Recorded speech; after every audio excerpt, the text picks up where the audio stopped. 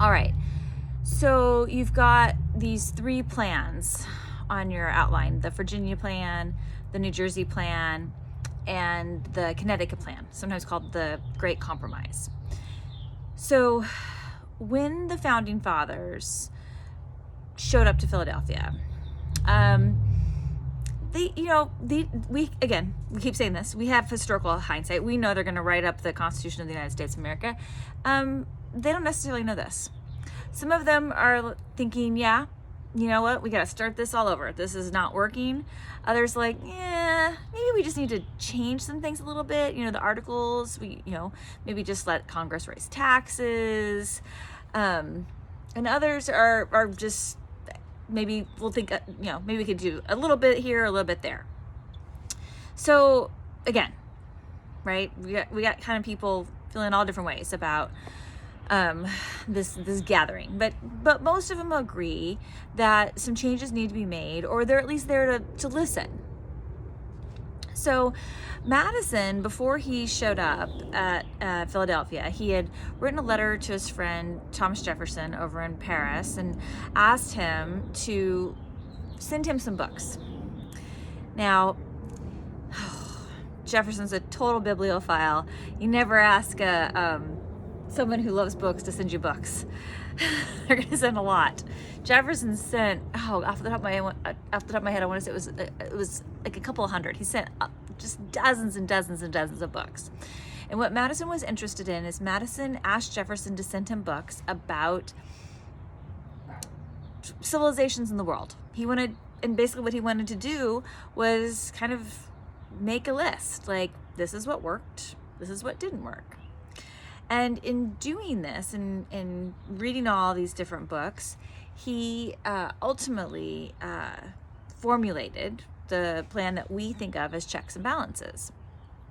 I have this great quote from Madison that he thinks this up and comes together with this idea of checks and balances. I don't have that great quote with me though, because it's sitting in my office at Mount Sac. But it's 18th century language, and it usually takes us a while to work through anyway. So the main thing is, after reading all of those books, he comes up with the idea of checks and balances, right? That you have one government that doesn't have too much power over the other part of the government, and that you have another branch of the government that is watching out for the other branch of the government, right? So that each branch of the government is sufficiently in control of its own branch, but doesn't have too much power that can't be checked by another branch. This is very simple explanation of checks and balances from a historical point of view. Political science does this much more thoroughly.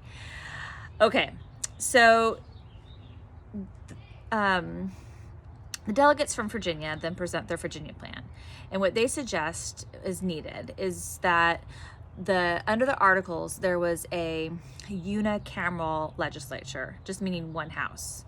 And the Virginia plan suggests that we need to have two houses. We need to have a bicameral legislature, and that both houses should be determined by the population in the state.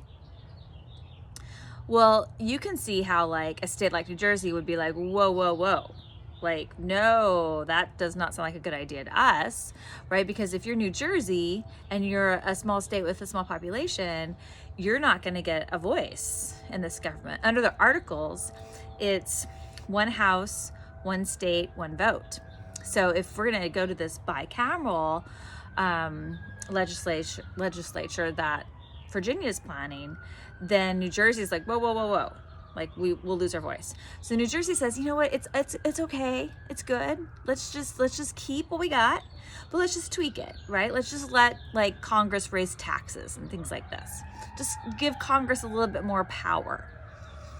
So it's ultimately Connecticut that comes up with the system that we have, that we can compromise on, and that is, they're like, we like this two house system. What we'll do is we'll have the lower house be determined by the population in the state.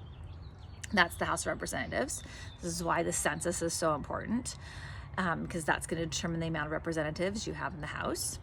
And then the upper house will have equal representation. So if you are New Jersey and you have a small population, you have 2 senators in the upper house and the Senate. And if you're New York and you have a large population, you also have 2 senators in the House. So while New York might get a larger voice in the House, New Jersey can rest assured that in order for legislation to be passed, it has to go through both the House and the Senate.